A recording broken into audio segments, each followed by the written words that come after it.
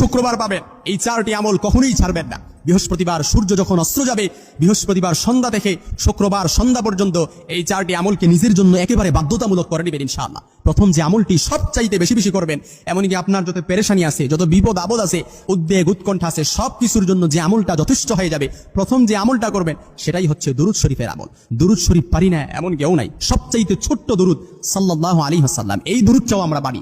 এই দুরুদটাও আপনি চাইলে করতে পারেন। সবচাইতে 4টি আমলের মধ্যে সবচাইতে বেশি যে আমলটা করবেন সেটা হচ্ছে দুরুদ শরীফের আমলকে, একেবারে দুরুদ শরীফের আমলকে নিজের মধ্যে আঁকড়ে রাখবেন। শুক্রবার দিনে 2 নম্বর যে আমলটা করবেন সেটা হচ্ছে যতদিন বাঁচবেন, যতদিন জীবনে শুক্রবার পাবেন, এই শুক্রবার দিনের ফজরের নামাজটা কখনো মিস দিবেন না। ফজরের নামাজটা জামাতে পড়বেন ইনশাআল্লাহ। 3 নম্বর যে আমলটা করবেন সেটা হচ্ছে শুক্রবার দিন সূরাতুল কাহাফ পড়বেন। ইয়াকুনু লাহু নূর, যে ব্যক্তি শুক্রবার দিনে সূরাতুল কাহাফ পড়ে, এই সূরাটা কাল কিয়ামতের ময়দানে ইয়াকুনু লাহু, তার জন্য নূর, ইয়াকুনু লাহু নূর, তার জন্য নূর হবে। এই নূরের আলো দিয়ে ওই ব্যক্তি কিয়ামতের ময়দানে